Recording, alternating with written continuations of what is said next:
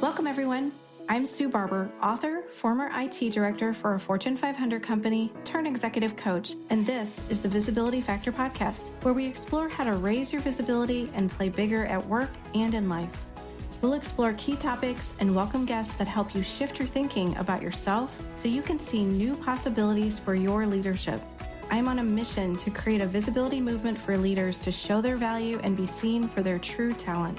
Are you ready to take the next step towards a higher level of visibility for yourself? Let's go.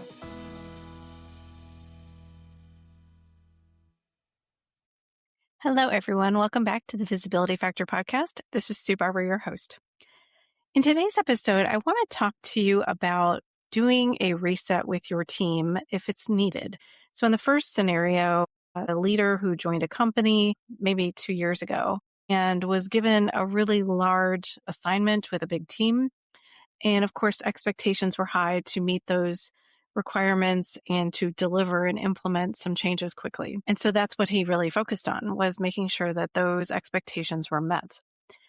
But he failed to think about, what could I do when a year from now we still have a lot to do and the team is now losing motivation and is a little bit frustrated with everything that's happening. And so we talked about, do you have a purpose for this team? Do you have something that you put together in the beginning that you can remind them of the why behind what they're doing? Because when you're losing motivation, you need a why to remind people why it's important that they're doing what they're doing. He kind of smiled and he said, I actually put together a purpose, but we never actually got to it. So I think that's pretty common, right? Because the needs of the business are driving a lot of pressure on a leader to get things done. But if you can start with a purpose and create a why for people to really hold on to, it will serve you so much better. In the second scenario, I have a leader whose previous manager left. The previous manager was someone who liked to create silos instead of bring people together and collaborate. And so the team got used to working that way. They worked in their own stuff. And even though they might have had similar goals, they didn't have shared goals. And so it became very difficult to get things done because no one would make a decision. No one would move things forward. It felt like they weren't collaborating. And so now, fast forward, this leader that I'm working with has a new manager. That new manager has an entirely different perspective on leadership. And she would like the team to work together in the best way and define what that looks like and not be the one who puts them in silos or requires them to ask her for every decision. When I was talking with the person I'm coaching, I said, what do you want to do? Because you could create something new now. The team could come together now and do something totally different. And so we just worked through ideas. And again, the reset concept came to light here, because this is an opportunity to do a reset with this leadership team. So those are two different scenarios, right? But the reset concept is important. So I wanted to share that with you and have you think about, is there an opportunity for you to look at how your team is working together or not working together in the best way? And is there an opportunity for them to do a reset or for you to drive a reset conversation with them? And so there's some different ways that you can do this. You can bring the group together and say, what do we need to start doing, stop doing, or continue doing in order for us to be the most effective group? You want to find ways to create trust, inspiration, and momentum. Because like I said earlier in that first example, right, momentum can fade, motivation can fade. You need to have a why. You need to create trust and keep an eye on this throughout however long this project you're working on or whatever your team is doing, because it can fade and you can miss it if you're not paying attention. Be vulnerable. Share your own experiences, share your own situations where this may have happened to you and what was done in your situation to help them understand that this is pretty normal. It happens, right? Motivation can fade. And now we need to come back together and reset and figure out what we can do differently. I also like you to think about not living in the black and white. And what I mean by that is sometimes leaders will already have made a decision based on assumptions that they have. Those assumptions may be right, they may be wrong, but I like to have people operate in the gray. And what I mean by that is be open, listen to the team, understand what's needed. Don't make the assumption that you have all the answers and that you know what to do, because the team might come up with something that's even better. Be curious and ask questions. That's what a great leader does, because the leader doesn't have all the details, isn't involved in every little piece of the work that happens, nor should you be. So you want your team to be able to be empowered to come to the table with the information that you need to make a decision or to make that decision together.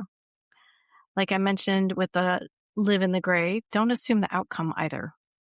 Because sometimes I think people have already thought about it, already taken that little journey on their own and come up with what they think the outcome should look like. But maybe that isn't the right outcome for what you are trying to do.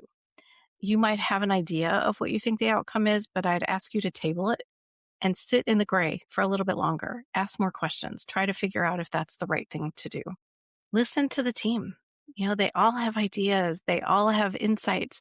They may know more than you about the impact of some of the decisions that are being discussed. And if you're not listening, you might miss it.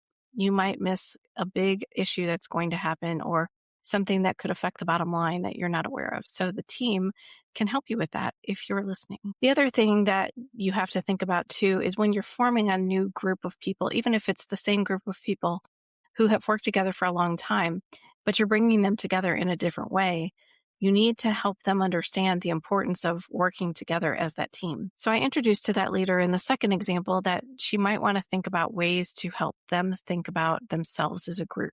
Standing for each other's success becomes important in these situations because you're coming together differently than you've been in the past. And it sends a really strong message to the rest of the organization. You want to be a united front, a group that really trusts each other, and building that trust takes time. But if you can go into it saying, this is how we want to operate, this is what we want to show up as, it can change the way that people see the group in general. And if there's a situation that happens where things get off track, because that does happen, this reset is a way to get it back on track.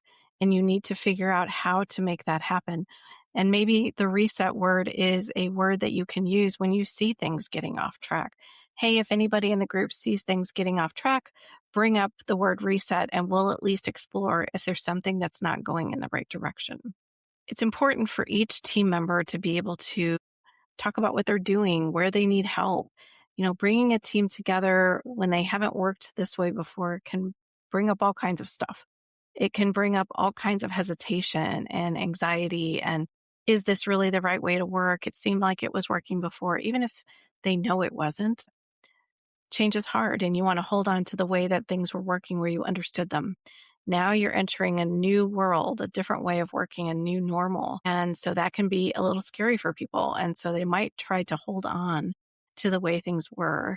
And if you can help people understand that this is a much better way to approach things, again, with that why in mind, it helps people really move through that change curve much faster. To me, these are opportunities, leadership moments to challenge the status quo, to start to say, is my team really working in the best way? And if it isn't working in the best way, what can I do to help them get there?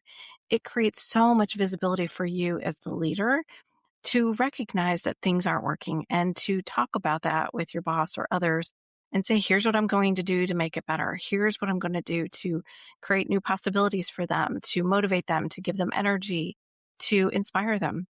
Because we've all seen the teams who are burned out, stressed out, feel like they're not making any headway, feel like they don't have the support of their upper management. But if you could come in and do a reset on your team, just imagine what could happen. It could re-inspire them and they could start to do things that nobody thought was possible. And I've been on teams like that, and it is an amazing thing to watch, to see everybody come together for a common goal, to make that common goal come to fruition even faster than anyone expected. And it can make such a difference for you as the leader. I hope this was inspiring to you. I hope it gave you some new ideas about reset for your own team. If you know someone else who would benefit, please feel free to share it with them. And thanks so much, as always, for supporting the podcast and for sharing ideas about things that you'd like to hear. I'm always open to that. So please send me a note if there's something that I can do a podcast on that would be helpful to you. Thanks so much for joining today on the Visibility Factor podcast, and we'll catch you on the next one.